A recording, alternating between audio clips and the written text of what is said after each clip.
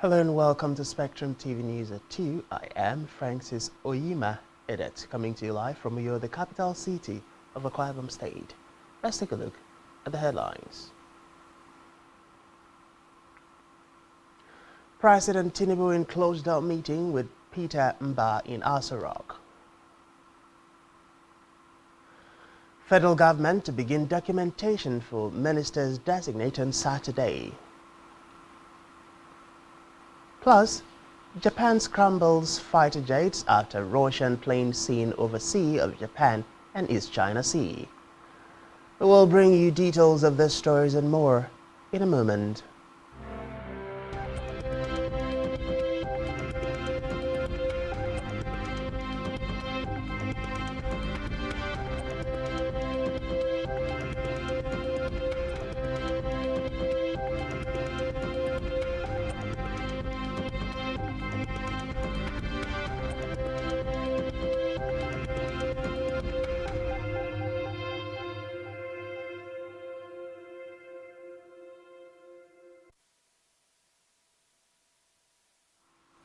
Many thanks for joining us. We begin the news this afternoon from the national scene, where President Bola Tinubu is currently meeting with the Enugu State Governor Peter Mba at the Presidential Villa, Abuja. Though there is no information about the reason for the meeting, reports say it would be discussing issues concerning Enugu State. Recall that Governor Mba was part of the National Economic Council NEC meeting, which was presided over by Vice President Kashim Shettima yesterday. And while President Bola Tinubu has said that the digital economy and telecommunications represent a future and his administration is determined to promote it. According to a statement, Tinubu spoke when he received some delegations from global tech giant Google. The president told the delegation that his administration would leverage digital technology to create Nigeria's desired socio-economic progress that is necessary to transform society. He called on Google to partner with the government and the use of data in the public sector to enhance service delivery. In the meantime, President Bola Tinubu has again appealed to Nigerians to bear the current pains caused by the removal of petrol subsidy, saying the hardship of today will give way to a better tomorrow. The president said this in Abuja at a public presentation of the autobiography of the elder statesman Edwin Clark. Represented by the Secretary to the Government of the Federation, George Akame, Tinubu urged Nigerians to be patient, saying the palliatives being rolled out by the federal government would soon cushion the effect of the hardship being felt by Nigerians nationwide. He said solutions to problems can never be an instant as coffee, stressing that the pains of today is for a better tomorrow. In what appeared a commendation for Tinubu over his recent ministerial appointment, Akome said settling for Dave Umahi as Minister for Works was an indication that the president is a rewarder of those who work diligently in service to their people.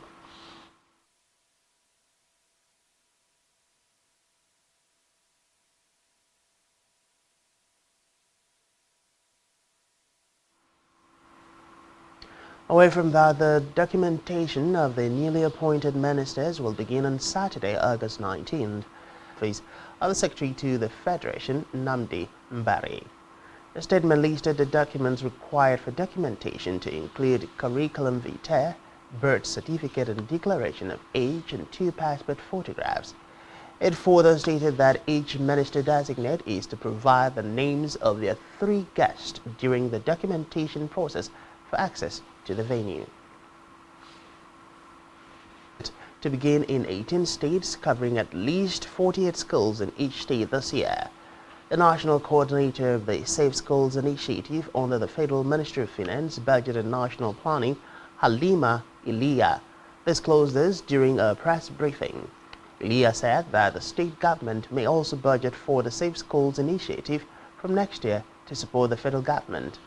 The national coordinator noted that schools in the country have struggled with persistent attacks by extremists, bandits and kidnappers, which compel the government to launch the Safe Schools Initiative. She added that the plan is to cover 50% of most of the public schools at risk of attacks over the federal government for releasing a 180 billion naira palliative package to states to cushion the impact of the fuel subsidy removal. The Nigeria Labour Congress (NLC) and the Trade Union Congress (TUC) insisted that the governors could not be trusted, noting that politicians and not the poor would benefit from the 5 billion naira lagees given to each state government for disbursement and 180 trucks of rice as part of measures to assuage the pains of the subsidy removal. Meanwhile, the Borno State Governor, Babagana Zulum, disclosed that the 5 billion naira was to enable the state governments to procure 100,000 bags of rice, 40,000 bags of maize and fertilizers to cushion the effect of food shortage across the country. In a separate development, the Special Advisor to the President on Revenue, Adelabu Adedeji, says illicit financial flows (IFFs) unleashed checked will continue to significantly erode domestic revenues, enable corruption and threaten economic stability as well as sustainable development. A presidential aide made this known in Abuja at a one-day hybrid sensitization workshop on the published guidelines for private sector response to illicit financial flows vulnerabilities in Nigeria. Adedeji said stemming illicit financial flows has recently topped global discussions. He added that Nigeria and other African continents continue to suffer various forms of IFFs, including tax evasion and other harmful tax practices, illegal export of foreign exchange, of natural resources, organized crimes, and corruption.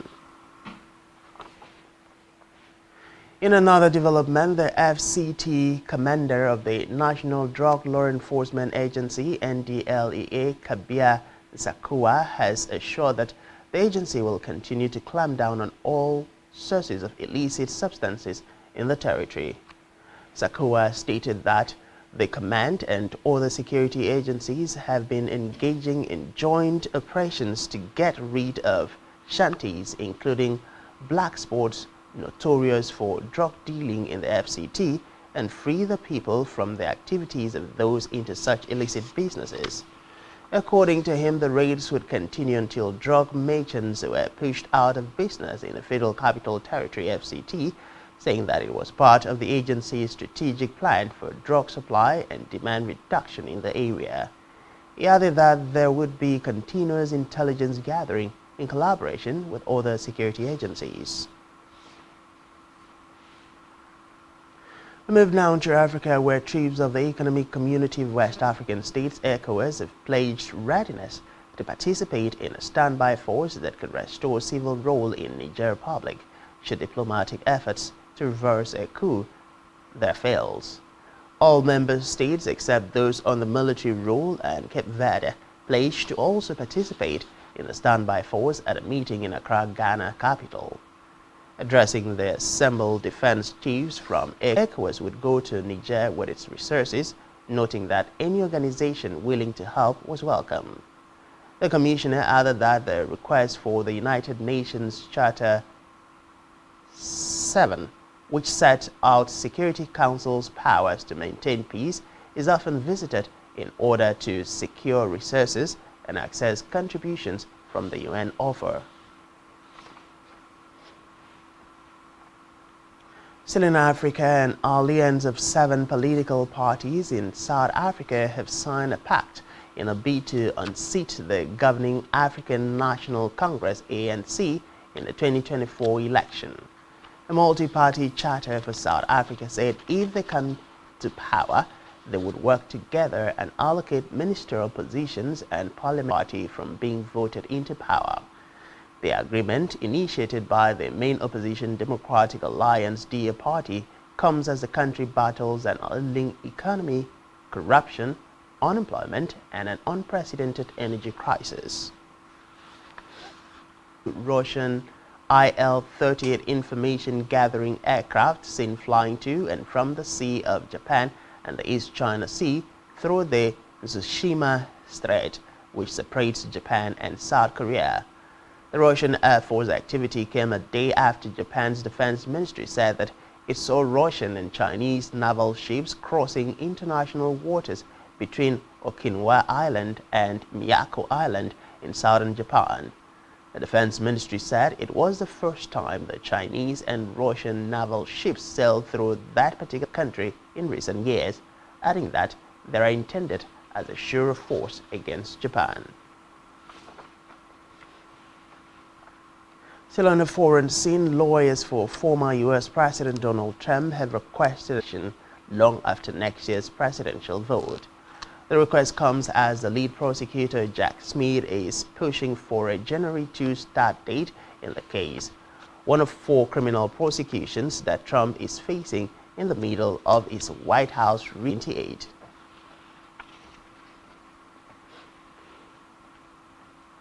And still to come in the news, Cricket T20 World Cup trophy to tour Nigeria.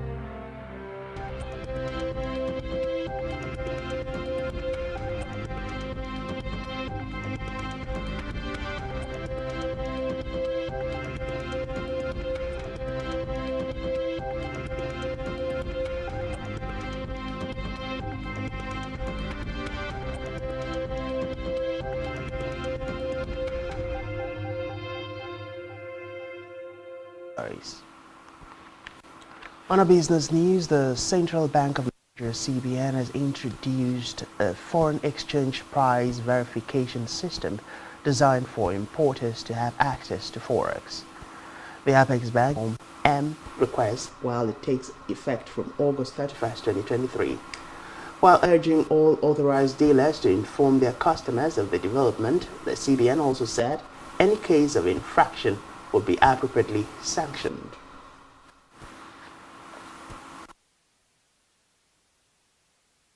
Still in business, the total amount of currency in circulation in the country reportedly dropped from 2.6 trillion naira as of the end of June 2023 to 2.59 trillion naira, while the CBN stated that it employed the accounting and statistical withdrawals and deposit approach to compute the currency in circulation in Nigeria.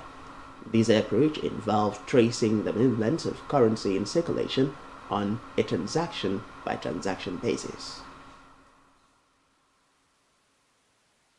To hell now, where the World Health Organization (WHO) and U.S. health authorities have said that they are closely monitoring a new variant of COVID-19, although the potential impact of BA.2.86 is currently unknown. The WHO classified the new variant as one under surveillance due to the large number of spike gene mutations it carries. Reports say so far the variant has only been detected in Israel, Denmark, and the United States. Meanwhile, the U.S. Centers for Disease Control has confirmed it is also closely monitoring the variant. In a message on the social platform X, formerly known as Twitter. In the meantime, the National Primary Healthcare Development Agency says it is working to urgently stop the transmission of variant poliovirus type 2 by December. Executive Director of NPHCDA, Dr. Faisal Swaib, made this known during a Northern Traditional Leaders Committee on PHC Delivery Strategic Meeting for traditional leaders of inaccessible areas in 6 states. According to Dr. Faisal Swaib, there are currently 48 reported cases of the disease, stressing that the agency will halt the transmission of the variant by building a stronger routine immunization and PHC system.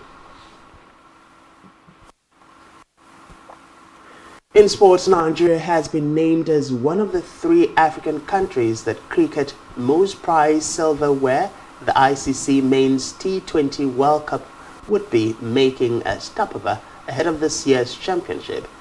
The president of the Nigeria Cricket Federation, Uyi Apata, said the trophy tour, which was kicked off earlier on June 26th at the 120,000 feet above the earth before making a stunning landing at the Narendra Modi Cricket Stadium in Hamarandap in India, would be coming to Nigeria, noting that the trophy was attached to a bespoke stratospheric balloon to achieve the feat. According to him, the trophy, which would be coming from Uganda and leaving for South Africa, is expected to arrive in Nigeria on Tuesday, August 29th, where it would be received by the board of the Nigeria Cricket Federation and Nigeria Cricket Community in the federal capital city before being handed to the newly appointed Minister of Sports and Youth Development, John Eno. He added that the trophy will head for Lagos on Wednesday, August 30th, where, among other things, it will be received by Governor Babatunde Sanwo-Olu and will also be on public display at the Tafawa Balewa Cricket Oval, the game's most revered ground in the country.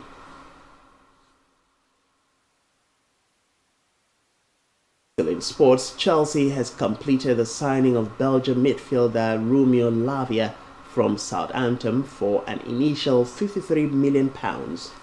The 19-year-old has signed a 7-year contract in a deal which could rise by a further £5 million.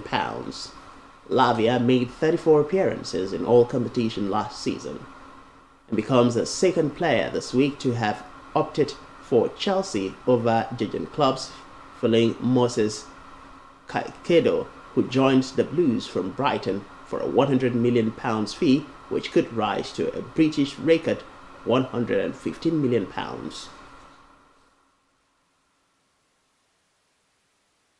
On our entertainment news, the organizers of the African Music and Magazine Awards, AFRIMA, have released the 2023 nominees list. Famous Nigerian Afrobeat singer Davido is nominated in 6 different categories, including Song of the Year, Artist of the Year, and Album of the Year, followed by Rema and Burna Boy, who grabbed 3 nominations each, while Tiwa Savage, Odemodu Black, and Omah Lay earned 2 nominations each. The ceremony is scheduled to be held on September 17th at the monumental Meyerson Symphony Center, Dallas, Texas, USA.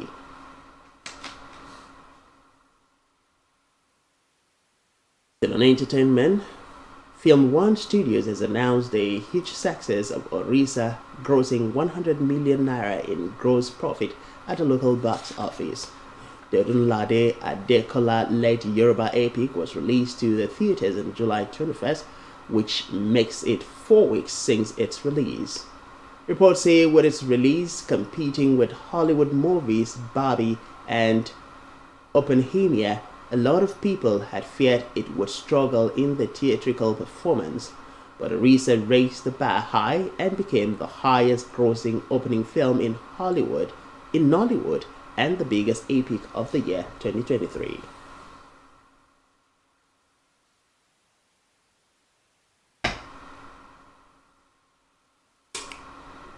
And that's all we have for you this time. Do ensure to follow us on social media and subscribe to our YouTube channel, all of which you can find on our website, spectrumtv.ng. You've been watching Spectrum TV News at 2. I am Francis Oyima, edit. Many thanks for being there and enjoy the rest of your day.